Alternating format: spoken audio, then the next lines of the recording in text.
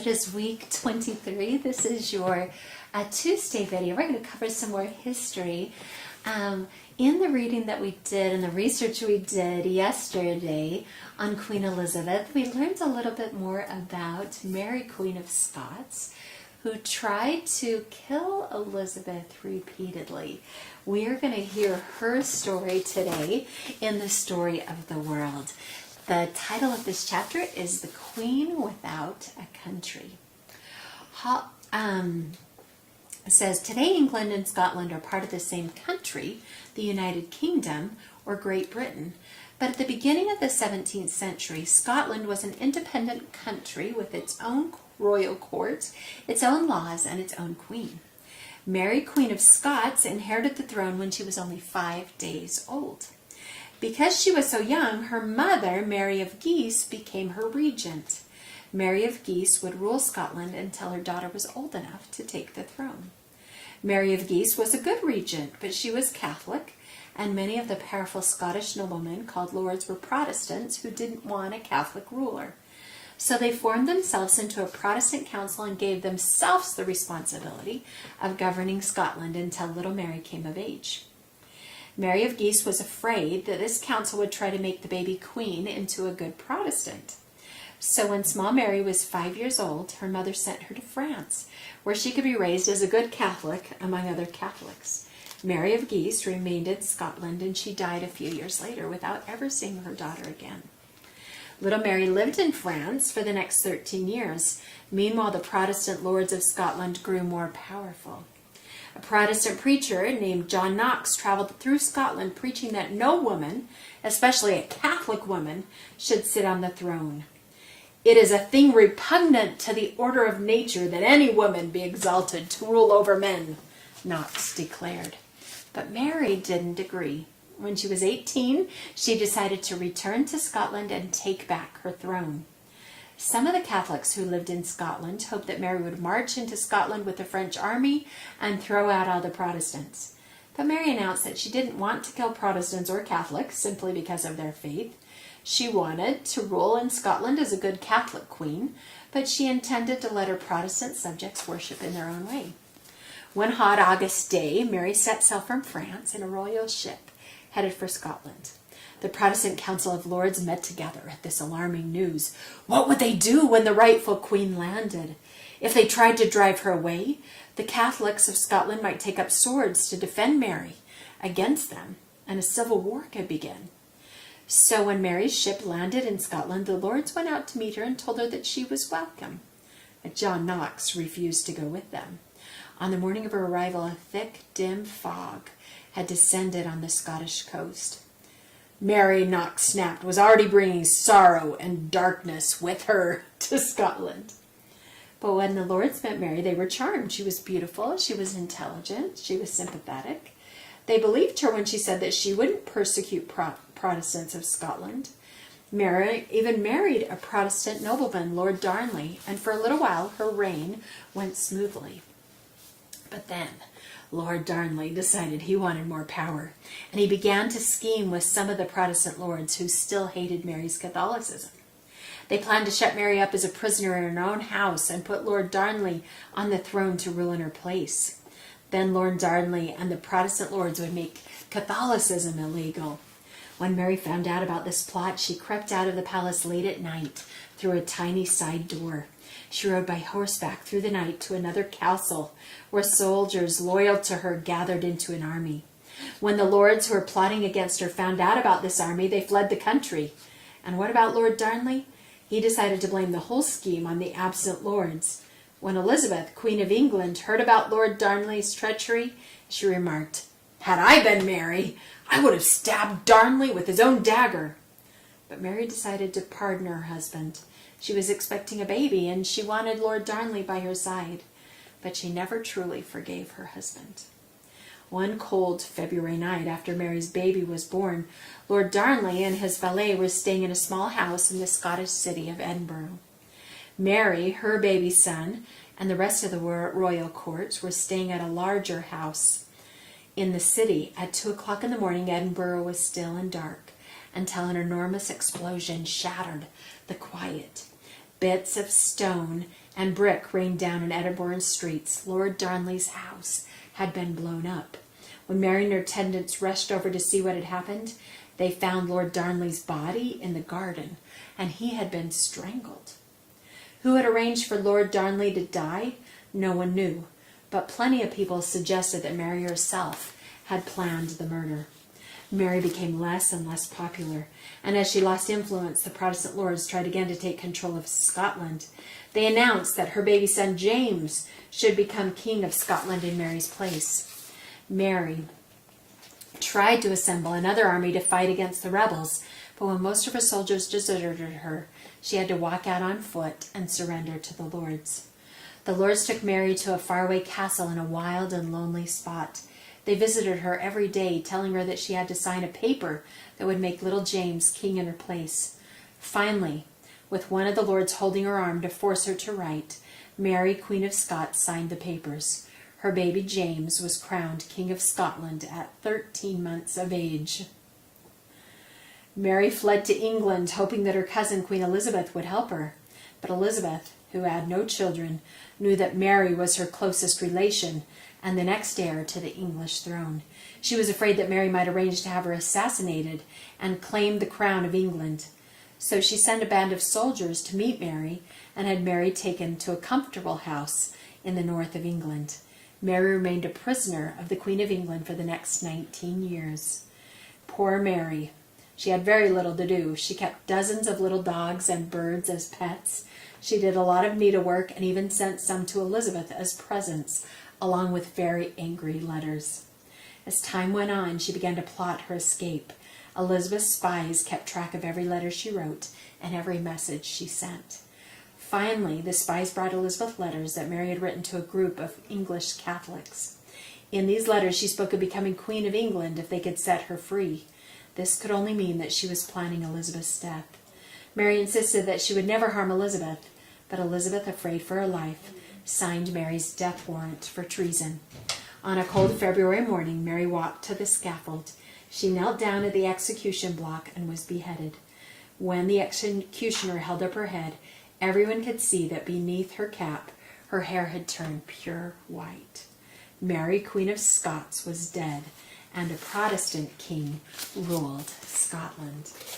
I want to show you this video that will give you kind of another summary and more pictures and illustrations to go along with the story. I'd like you to pay attention, as we've been learning about research and credibility of sources, to pay attention to what you notice in this video and how you would compare it to what we had just read about in the story of the world. Which of these two do you feel like is more credible? Okay, let's take a look at that.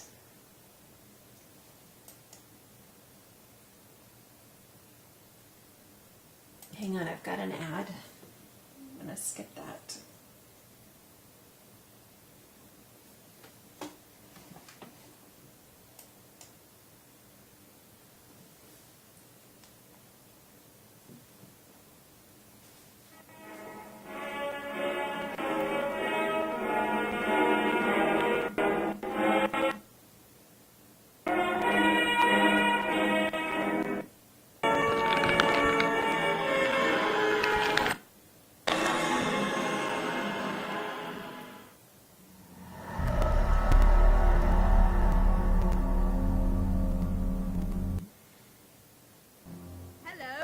I'm Mary, Queen of Scots.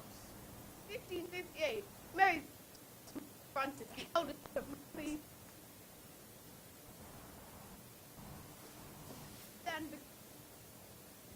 and Scotland, but a good long. Why, me lassie? In 1561, Francis died. So Mary, Queen of Scots, returned to Scotland. She was only 19.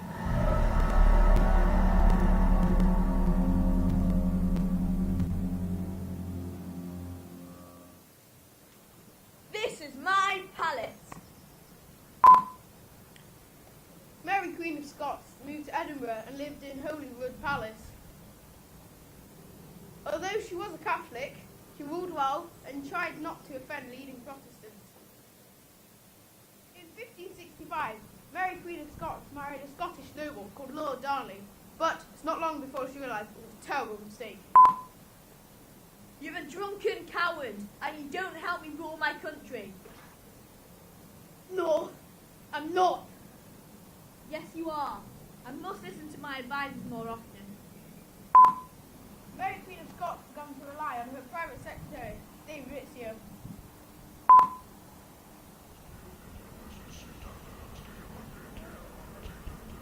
Oh, I hate David Rizzio.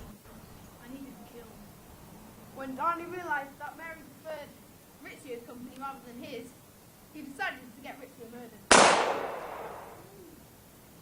No! No! Rizzio! No! As you can tell, Mary never forgave Darnley.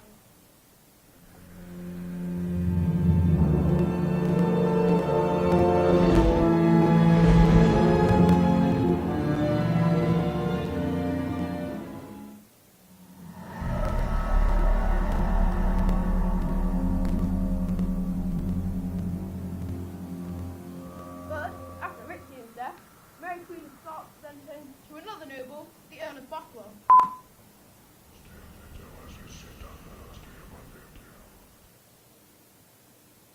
A couple of months after Rizzio's death, a mysterious explosion happened in Darnley's house. Oh no! Somehow, someone must have informed him. But unfortunately, while he was trying to escape, he got murdered in his garden. The main suspect for Darnley's murder was the Earl of Bothwell. And the rumours that even Mary planned to kill Darnley. But people in Scotland refused to believe the Queen would ever do such a thing. Then, Mary Queen of Scots made a big mistake. Unfortunately, Mary Queen of Scots' marriage with the Earl of Bothwell didn't go down well. The Scottish people were very shocked by the rumours that A, they got married, and B, that they tried to kill Darnley. So, the Scots decided to revolt against their queen. Oh no! We're going to revolt!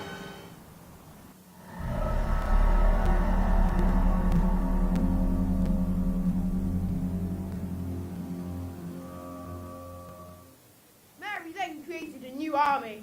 Army, come forward! But, unfortunately, it was defeated again.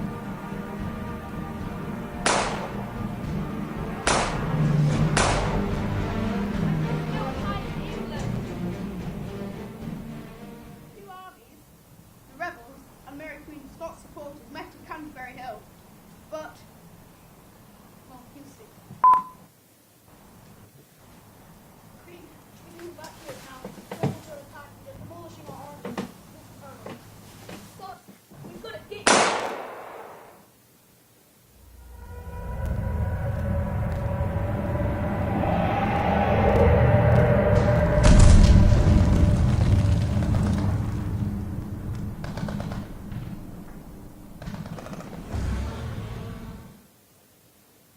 Mary surrendered immediately, and the leading lords captured her.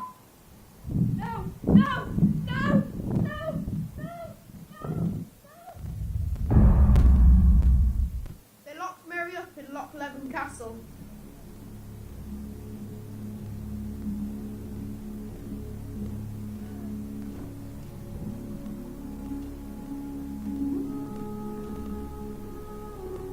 But it wasn't long before she escaped.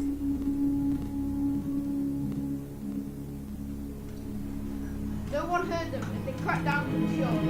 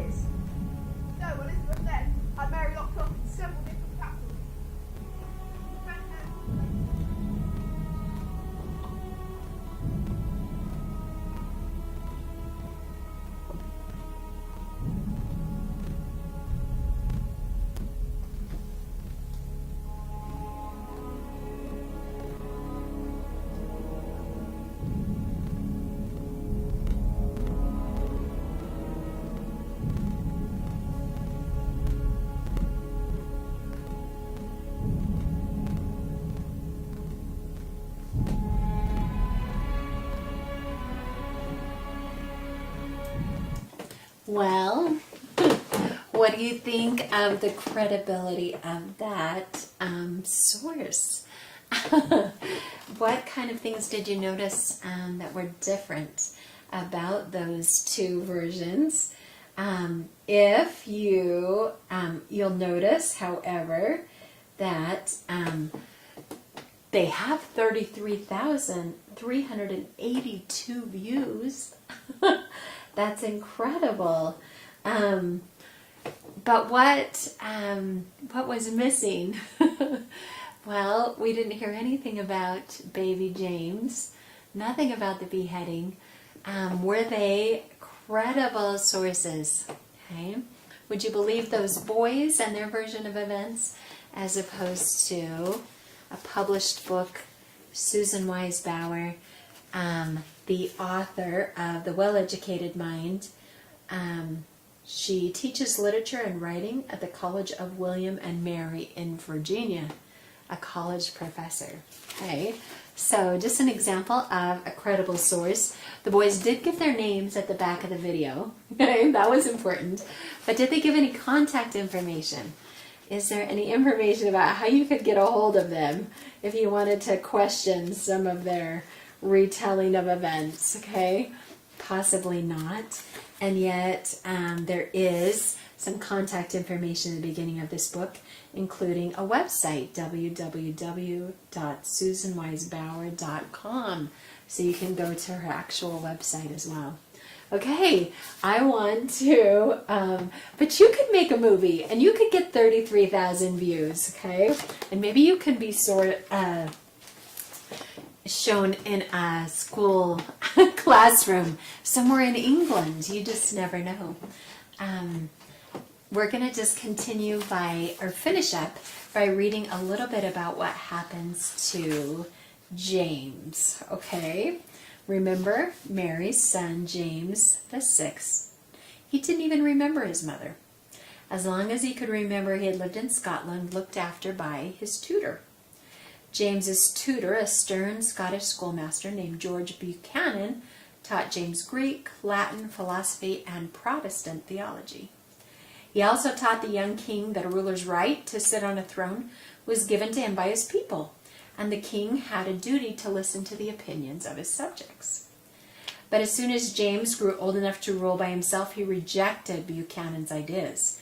A king, James insisted, rules by divine right. His power doesn't come from the people he rules, it comes from God. So the will of the king is the same as God's will. James wrote a little book called The True Law of Free Monarchies about his divine right to rule. And in it he announced the king is overlord of the whole land. He is master over every person that inhabiteth the same, having power over the life and death of every one of them. For 20 years James exercised his divine power in Scotland. Meanwhile, down in England, Queen Elizabeth was growing older. She had no children of her own, and her closest relative was James, because Mary, his mother, had been Elizabeth's cousin. So when Elizabeth died in 1603, James became King of England, and he was given a new name, James I of England. Now he was the king of two different countries. From this time on, he was known as James VI of Scotland and James I of England. James traveled south into England for his English coronation. He was welcomed to London by 500 leading citizens, all wearing velvet and gold chains. A parade was planned in his honor, a parade that included the famous playwright William Shakespeare. James was amazed by the wealth and luxury of this country to the south. In comparison, the Scottish court seemed poor and shabby. But even while James was planning his spectacular coronation ceremony, a terrible sickness was spreading throughout the city. Over 1,000 people were dying each week. Londoners were too terrified to gather into big crowds, where disease might spread even faster. So James had to cancel his coronation ceremony and his huge celebrations. Instead, he and his wife Anne walked quietly to Westminster Abbey and were crowned the King and Queen of England. The disappointing coronation was just a foretaste of troubles to come. During his reign, James would make enemies of Catholics, Protestants, and Parliament itself. James' disagreement with Catholics and Protestants came first. When James was crowned king, there were three groups of Christians in England: Catholics hoped that James would give them special privileges, since his mother Mary had been Catholic. English Protestants, called Anglicans, hoped that James would stick to the Protestant beliefs he had learned in Scotland. And a third group of Protestant Christians hoped that James would make the Anglican Church even more Protestant. They believed that the Anglicans had borrowed too many church traditions from Catholicism. So as soon as James arrived in England, the Puritans brought him a petition, signed by 1,000 English Puritans, begging him to make the English church more Protestant. James agreed to meet with the Puritans to discuss their demands, but at this meeting he rejected all the Puritan ideas. When the Puritans continued to insist that God wanted James to change the English church, James grew furious. He told the Puritans that he would harry them out of the kingdom, and he made Puritan worship services illegal. Next, James made the English Catholics angry. Under James's laws, Catholics who refused to go to the Anglican church services on Sundays had to pay a fine. And the year after his coronation, James ordered all Catholic priests to leave the country. At this, two Catholics, Robert Gatsby and Guy Fawkes, came up with a plan to get rid of James and the Protestant leaders of Parliament all in one day. They bought a house next to a huge stone building where Parliament met. Along with 11 friends, they started to dig a tunnel from the basement of their house through the 9-foot stone wall that surrounded the foundation of Parliament House, and they planned to pack this tunnel full of gunpowder. As soon as James and the parliamentary leaders were gathered together for the new session of Parliament, Gatsby and his companions would blow the whole building up. They dug for months, but as they got closer to Parliament House, the tunnel began to fill with water. So instead, they smuggled barrels full of gunpowder into Parliament House itself. Soon, 36 barrels of gunpowder were hidden beneath firewood in the cellar.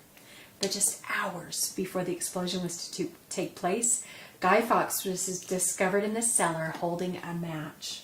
He was arrested and tortured until he confessed and was put to death. And today, English children still celebrate the day that Guy Fawkes was arrested by setting off fireworks. After this gunpowder plot was discovered, James passed even more laws forbidding Catholic worship in England. Now Catholics and Protestants were both angry. Catholics and Puritans were both angry with James.